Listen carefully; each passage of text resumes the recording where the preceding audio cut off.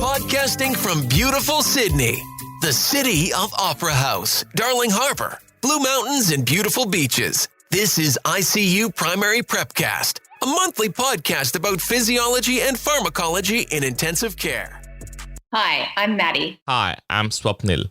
And today we are going to discuss about renal physiology. So Maddie, before we dive deeper, obviously the situation is quite concerning everywhere. So we are in the middle of the COVID-19 pandemic. What's your thoughts? There's probably not a good time to ask me, so I've just had to cancel my flights to Europe for tomorrow to visit my sister.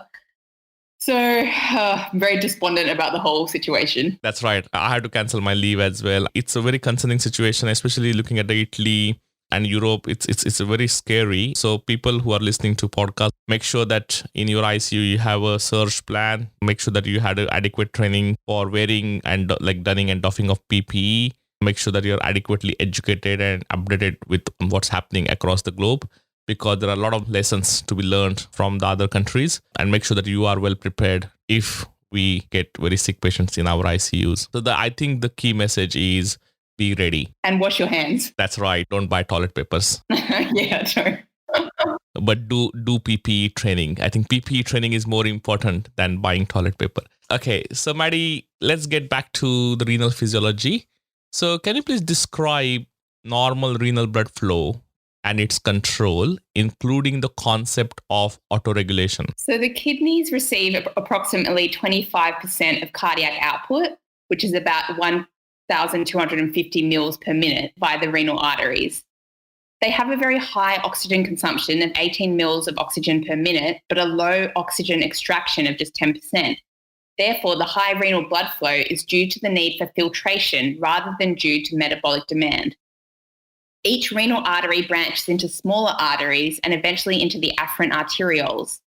Each afferent arteriole then forms a network of capillaries called the glomerulus, which is drained by an efferent arteriole that subsequently forms peritubular capillaries and drain into the venous system. The medullary nephrons have specialized peritubular capillaries that surround the loop of Henle, which are called the vasa recta, and participate in counter-current exchange of solutes and water. The renal circulation is unique in that it has two arterioles, the efferent and afferent, and two capillary beds, the glomerular and peritubular capillaries. The glomerular capillaries have a high hydrostatic pressure, which allows for rapid fluid filtration, while the peritubular capillaries have a much lower hydrostatic pressure, which permits rapid resorption of fluid. The renal cortical nephrons receives over 10 times the blood flow of the medullary nephrons, which is one of the factors allowing for maintenance of the medullary osmotic gradient, which is necessary for the countercurrent multiplication system to function. Renal blood flow is determined by the pressure gradient between the renal artery and the renal vein, divided by the total renal vascular resistance. Therefore, blood flow is proportional to the difference in pressure between the renal artery and vein and is inversely proportional to the renal vascular resistance. The main way that renal blood flow is controlled is by altering this vascular resistance. Renal blood flow is kept constant over a wide range of blood pressures in order to maintain a relatively constant glomerular filtration rate and allow precise control of water and electrolyte balance. This is known as autoregulation. Without autoregulation, an increase in blood pressure by 25 millimeters of mercury would result in about a 25% increase in GFR. So autoregulation generally occurs between a MAP of about 60 to 100 millimeters of mercury, but this range may be shifted to a higher value in those with chronic hypertension. Autoregulation occurs through two main mechanisms, tubular glomerular feedback and the myogenic mechanism. Tubular glomerular feedback is a feedback mechanism whereby changes in sodium chloride concentration at the macula densa results in changes in renal arteriolar resistance. The macula densa is part of the juxtaglomerular apparatus and lies in the walls of the junction between the ascending loop of Henle and the distal convoluted tubule. If there is decreased blood flow, there is decreased flow in the loop of Henle and increased reabsorption of sodium chloride in the ascending loop of Henle.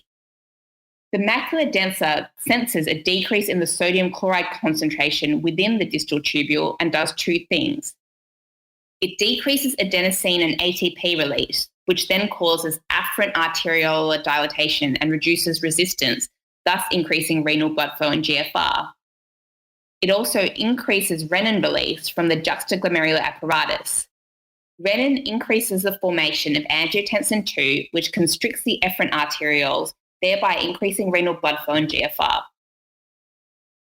The myogenic mechanism describes the intrinsic constriction of the afferent arteriole in response to an increased transmural pressure. The increased pressure increases the stretch on the vascular wall, which then increases the intracellular movement of calcium ions, resulting in constriction. The constriction increases resistance and thus decreases blood flow. Renal blood flow is also controlled by some other factors, including the sympathetic nervous system and hormonal or autocoid factors. In terms of the sympathetic nervous system, the kidneys are innervated by the noradrenergic sympathetic nerves. Alpha receptor stimulation results in both afferent and efferent arterial constriction, which reduces renal blood flow. Beta-1 stimulation results in the release of renin from the juxtaglomerular apparatus, which activates the renin-angiotensin-aldosterone system. Angiotensin II has an interesting effect on blood flow and GFR. It preferentially constricts efferent arterioles, which decreases renal blood flow, but increases glomerular hydrostatic pressure, thus increasing GFR. In terms of hormonal factors, catecholamines and endothelin generally cause vasoconstriction and decrease renal blood flow, while nitric oxide, prostacyclin, and bradykinins result in vasodilatation, decreasing renal vascular resistance and increasing renal blood flow. Thanks, Maddie. So let's move on to GFR. So what is GFR? And can you please discuss the physiological factors that influence GFR? Glomerular filtration rate is the amount of plasma filtered into the tubules by all of the glomeruli over time, and is normally approximately 125 mils per minute or 180 litres per day. The factors influencing GFR are Starling forces, where GFR equals glomerular filtration coefficient multiplied by the net filtration pressure. So we'll think first about the glomerular ultrafiltration coefficient, which is the glomerular capillary permeability multiplied by the effective filtration surface area. This coefficient is very high, mainly due to the high permeability of the glomerulus. Glomerular permeability depends on molecular weight and electrical charge. Substances are freely filtered if they are less than 7,000 daltons and are not filtered if they are over 70,000 daltons. Between these two values, filtration decreases with increasing molecular weight. In terms of electrical charge, the basement membrane is negatively charged and therefore repels other negatively charged molecules. Positively charged molecules are therefore filtered more.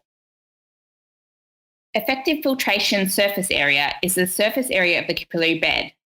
This can be altered by mesangial cell contraction, which reduces the area, or relaxation, which increases the area. Agents causing contraction include endothelin, angiotensin II, vasopressin, noradrenaline, and thromboxane A2, while agents causing relaxation include ANP, dopamine, and cyclic ANP. Now, coming to the net filtration pressure, this is the balance between the capillary hydrostatic pressure, which moves fluid out of the capillary, versus the plasma oncotic pressure in the capillary and the hydrostatic pressure in Bowman's capsule, which opposes this movement. It is equal to the glomerular capillary hydrostatic pressure minus Bowman's capsule hydrostatic pressure minus the glomerular capillary oncotic pressure. The glomerular capillary hydrostatic pressure is determined by the arterial pressure, afferent arteriolar resistance, and efferent arteriolar resistance. Increased arterial pressure causes an increase in hydrostatic pressure and thus an increase in GFR within the confines of autoregulation. Increased afferent arteriolar resistance causes a decrease in hydrostatic pressure and therefore a decrease in GFR. Increased efferent arteriolar resistance causes an increase in hydrostatic pressure and therefore a small increase in GFR. However, this efferent arteriolar constriction also reduces blood flow, which increases the filtration fraction and therefore decreases GFR. The effect of changes in efferent arteriolar resistance are biphasic, with moderate constriction causing an increase in GFR, while severe constriction causing a decrease in GFR. Obstruction of the renal tract will increase Bowman's capsule hydrostatic pressure and decrease GFR. Factors affecting the glomerular capillary oncotic pressure include renal blood flow, filtration fraction, and location. In terms of renal blood flow, decreased blood flow will increase the oncotic pressure and decrease GFR. The filtration fraction is a fraction of the renal plasma flow that is filtered through the glomerular capillaries. This is normally 16 to 20% and is proportional to the oncotic pressure of the glomerular capillaries. An increase in filtration fraction will increase oncotic pressure and decrease GFR. Finally, due to the impermeability of the glomerular capillary to protein and the increased fluid reabsorption, the oncotic pressure within the capillary increases along its length, decreasing GFR. Great. And one of the key functions of kidneys in the body is to maintain the acid-base balance or maintaining the pH of the body. And kidney contribute to acid-base regulation predominantly by regulation of bicarbonate. So can you please describe the renal handling of bicarbonate? The kidneys reabsorb about 4,000 to 5,000 millimoles a day of bicarbonate, most of which occurs within the proximal tubules. Normally, all filtered bicarbonate is reabsorbed. Bicarbonate filtration can be thought of as proximal tubule mechanisms, things that occur within the loop of Henle, and distal tubular mechanisms. Firstly, the proximal tubular mechanism accounts for approximately 85% of bicarbonate reabsorption. Filtered bicarbonate cannot cross the apical membrane of proximal tubular cells. Instead, hydrogen ions are transported into the tubule by a hydrogen-sodium antiporter and by a hydrogen ATPase pump. The hydrogen then combines with bicarbonate and is converted to carbon dioxide and water by carbonic anhydrase, which is present in the luminal brush border. Carbon dioxide and water can diffuse into the proximal tubule cell, where it is converted back to hydrogen and bicarbonate under the influence of carbonic anhydrase. The hydrogen ions can be recycled back into the tubule and continue to resorb bicarbonate. The bicarbonate ions are transferred across the basolateral membrane into the bloodstream by a sodium bicarbonate symporter, which transfers 3 bicarbonate ions for every 1 sodium ion. The electrical imbalance that results is counteracted somewhat by a sodium-potassium ATPase pump at the basolateral membrane, which transports 3 sodium ions out for every 2 potassium ions in. This helps to maintain low intracellular sodium levels, which preserves the concentration gradient required for the hydrogen-sodium antiporter at the apical membrane. The net effect of this whole process is the reabsorption of 1 bicarbonate ion and 1 sodium ion from the tubular lumen into the bloodstream for every 1 hydrogen ion secreted. Coming to the loop of Henle, approximately 10 to 15% of bicarbonate resorption occurs within this loop. The tubular fluid within the loop is more concentrated due to the reabsorption of water in the proximal tubule. This causes an increase in intraluminal bicarbonate concentration, stimulating resorption. The process of reabsorption is very similar to that which occurs in the proximal tubule.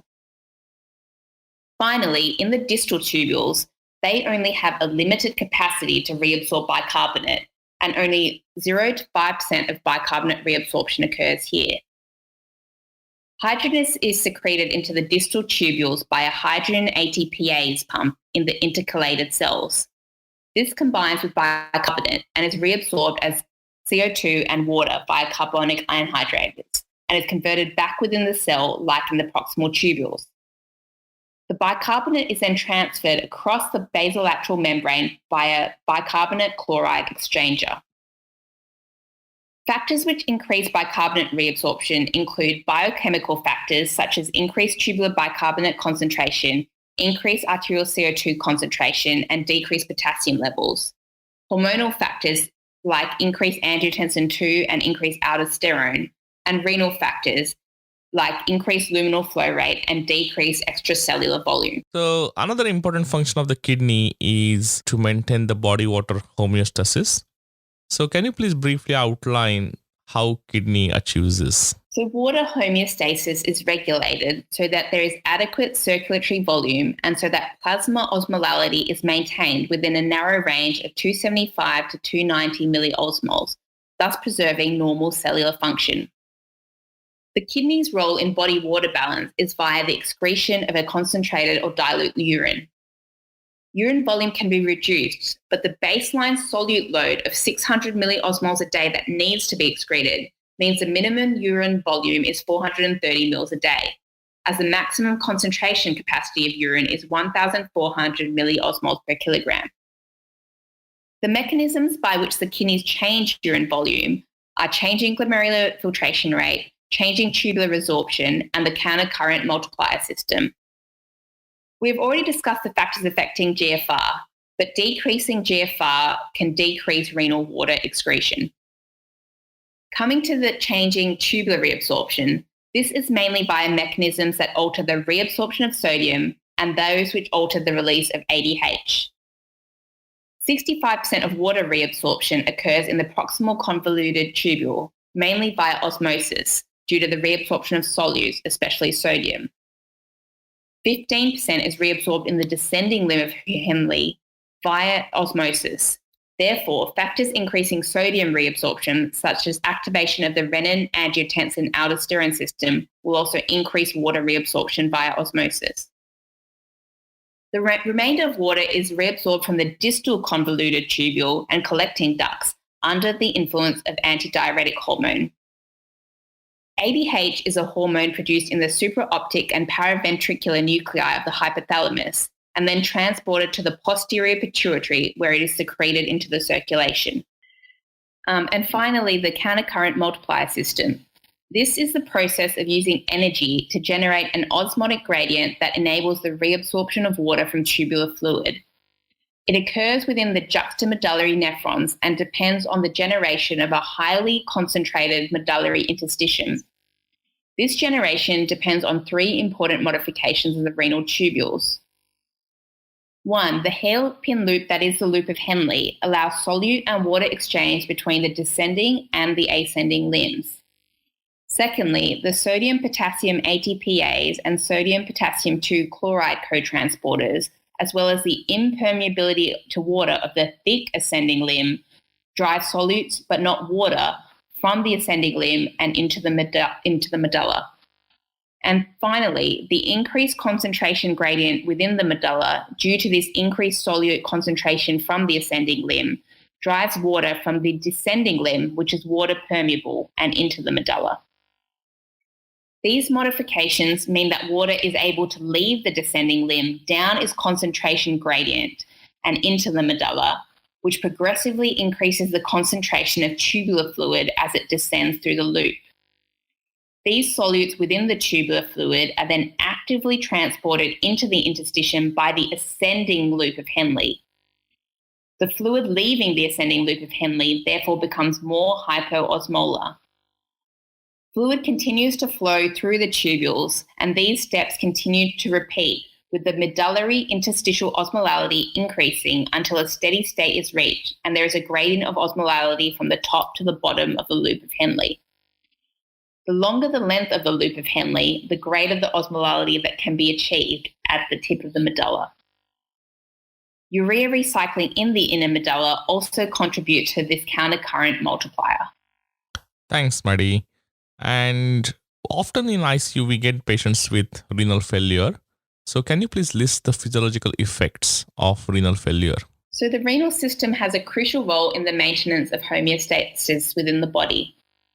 The effects of renal dysfunction include effects on acid-base balance, water and electrolyte balance, elimination of toxins and waste, endocrine function and metabolic function. So patients with renal failure often have a chronic metabolic acidosis, which occurs due to decreased excretion of hydrogen, decreased ammonia production, decreased tubular reabsorption of bicarbonate, and the retention of organic anions. In terms of water and electrolyte balance, there's a difficulty in sodium and water balance, which can lead to hyponatremia, hypertension, peripheral edema, and congestive cardiac failure. Hyperkalemia is also common in end-stage renal failure due to decreased excretion and transcellular shifts due to acidosis. Hyperphosphatemia is also common and results in secondary hyperparathyroidism. Now, coming to the elimination of toxins and waste, the increased urea that develops can result in pruritus, platelet dysfunction, decreased immune function, gastrointestinal dysfunction, including bleeding, and neurological changes, including encephalopathy and polyneuropathy. Increased uric acid can also result in gout.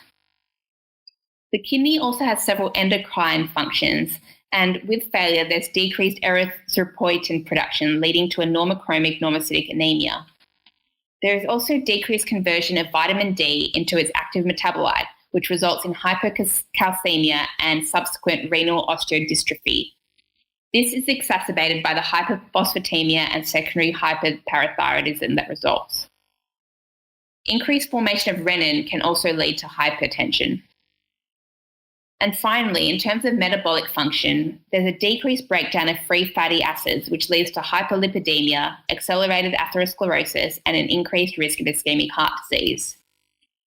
Uremia and inflammation-induced insulin resistance in patients with renal failure also increases the risk of diabetes, while decreased renal gluconeogenesis and decreased insulin metabolism can also increase the risk of hypoglycemic episodes. Thanks, Maddie. So obviously we are coming to the end of our podcast, and I was hoping with COVID-19, I will get some exemption or immunity from your jokes. No luck there. Ah, come on, Maddie. Okay, what's the joke for this month? Okay, so what did the kidney stone say to the bladder? Kidney stone to the bladder. Get me out? No. You're in trouble. That was good joke, Maddie. So, folks, thanks for listening. This is the end of our today's podcast on renal physiology. I know it's going to be difficult times, all ICUs. So stay safe, stay healthy. Make sure that you protect yourself and take care of your patients. And stay up to date either via JAMA podcast or any literature that is available in the international journals. And ANZIX is also doing some great work in terms of resources for intensive care physicians. So if you are practicing in Australia, New Zealand, I think the ANZIX website is another website that you can access these resources. So again, stay safe, stay healthy. Good luck, everyone. Thanks for listening. We'll see you next time. See you next time.